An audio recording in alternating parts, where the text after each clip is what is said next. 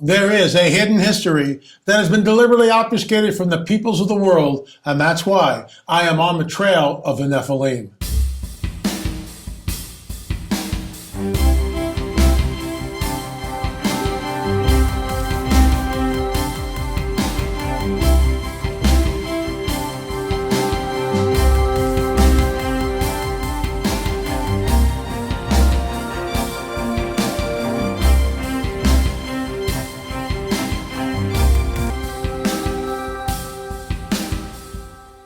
Folks, we're in CUZCO, 10,000 feet above sea level, roughly, in Peru. We've been in it pretty much all week and we'll continue there.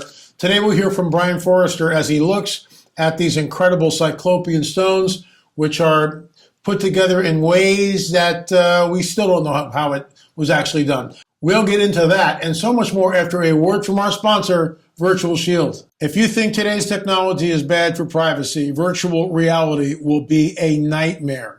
Not only is virtual reality addictive, it's also perfect for tracking everything a user does, sees, and feels in the virtual world, which will all be used to tailor laser-targeted advertisements towards them. Folks, we are toast.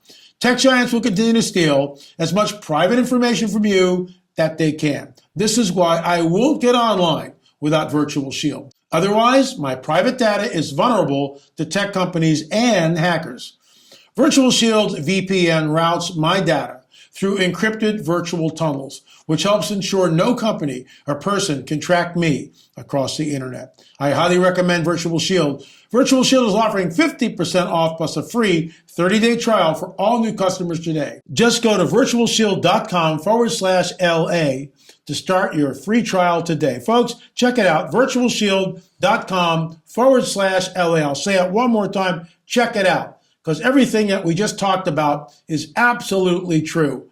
Virtual reality will become a nightmare, in my opinion. Once again, virtualshield.com/LA. I apologize for the audio yesterday in the clip. I'm going to send the actual clip to John Adam, and he'll put that in today's show. So it should be a lot better, a lot more clear than what we had going on yesterday, and we'll be continuing to do that.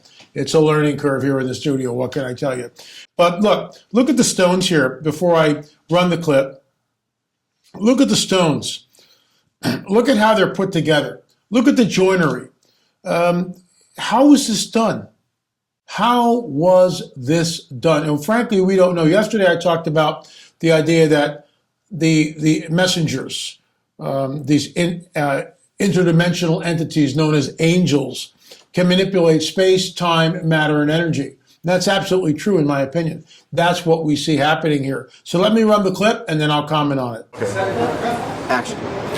So the thing is, this wall again is 6 feet thick. And due to the nature of its construction, with each stone being different in shape and size, it actually makes it very stable, because if there was an earthquake to run through the wall, it would be very difficult for the stones to become unlocked from one another. Mm-hmm. The internal structure as well, the stones don't go 6 feet straight through, but they're staggered on the inside as well, and that creates even more stability to it. So that's why this building, as well as many others, have withstood centuries, if not thousands of years of earthquake activity. With very little movement. Well, if any. And in some cases, no movement. Right, that's amazing. Astonishing. Just astonishing. Okay, right there. Look at the joinery here. Look at the precision. Look, I'm a woodworker. I made all the doors for our new house. I love working with wood. I know Brian is too, as a woodworker also. I think he makes paddles, which are pretty cool. It'd be like making a propeller, but I digress. So look at the stonework there, and there's no straight lines anywhere. I mean, just look at that joint right there. Those lines are not straight. They're arched a little bit. And I know, even if I take a planer and a joiner and I try to join two pieces of wood, most of the time it comes out pretty well. I've got to clamp it, I got to put the glue in, and I'll cinch it up. If one of the pieces of wood are slightly warped, a clamp can bring that in. But what we're seeing here is something that, frankly, science has no idea how these walls were created. And so it's extremely enigmatic. It's mysterious. No one really knows. And yet, and this is what drives Brian and myself and everybody else who goes down there, Tim Alberino and others, it drives us all bananas because the tour guides just mimic the party line. The Inca were master stone builders. Not so fast, citizen. If the Inca don't have the tools to build this, then guess what? They don't have the tools to build this. There has never been in modernity a team of Inca, descendants or expert stonemasons to try to attempt something like this. This stone is extremely hard. Copper chisels, bronze chisels will not cut it. So we have something that remains a mystery. What we're looking at here, and I said this yesterday, are the fingerprints of a supernatural. Fallen angel technology, Nephilim architecture, in my opinion. Can I prove that? No. But there's only a couple of scenarios we can go to here.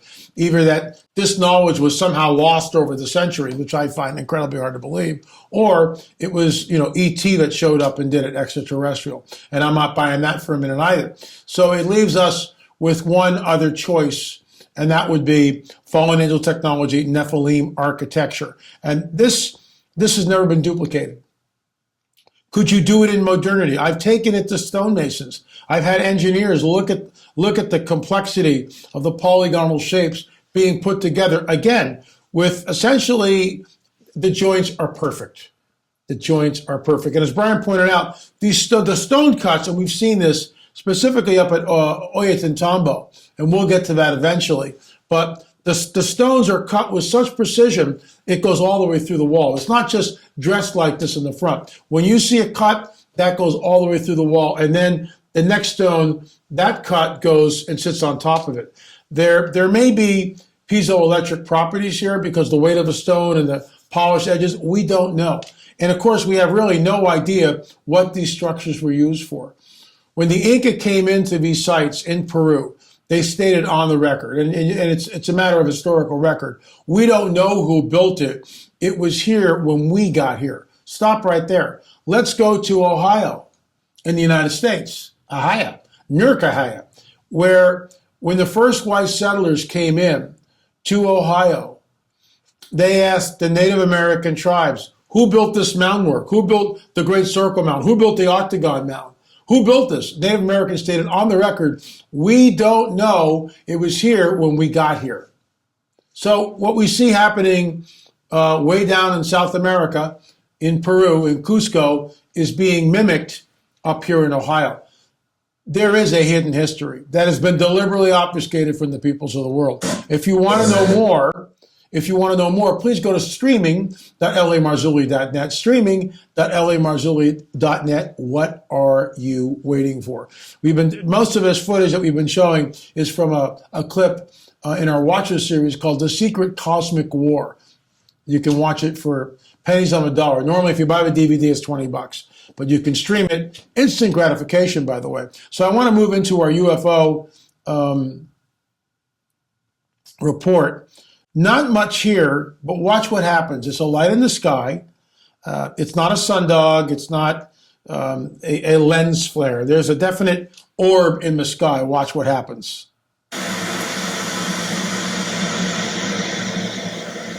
What the hell?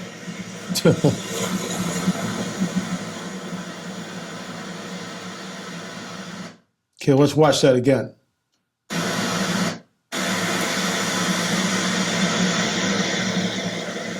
What the hell? Pardon for the language, but sometimes it's actually, in my opinion, we get a real sense of how astounded the cameraman was. He's looking at this thing, he's recording it on his cell phone, all right? And all of a sudden, the thing just blinks out. We've seen this over and over and over again through the years. It's a cat and mouse game. How is that done? How do they just blink it off? We also know that CUZCO talked about this in our UFO film, that they fly in, that these objects will fly into a cloud and never come out the other side. They hide in the clouds. They have the ability to cloak themselves, to appear and disappear. Folks, this leads me to shameless plug, but it's a free film. It's right here. Go down underneath what you're watching, and underneath that is a text box. Open it up. Scroll down a little bit. You'll see free UFO film with the link. You need to watch this film. It will arm you with information that you need to know. That's why it's free.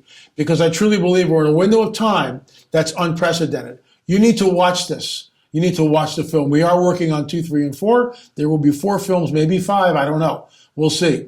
But most of the footage has been shot. I'm in editing mode right here in the studio, and we will continue with that. Anyway, folks, thanks so much for watching On the Trail of a Nephilim, and of course, our daily UFO update. If you have a sighting, if you've got a clip like this gentleman who sent it to us, and we thank him for that, please shoot me an email, la@lamarzulli.net, I'll say it again, la@lamarzulli.net, and give us your permission and we'll air it right here. We keep everyone anonymous so they can't find you. It's a clearinghouse. This place is safe. It is a clearinghouse for all things UFO. It is the coming great deception and the Luciferian endgame. Thanks so much for watching On the Trail of a Nephilim and, of course, our daily UFO report. Remember, we'll see you on the air or in the air.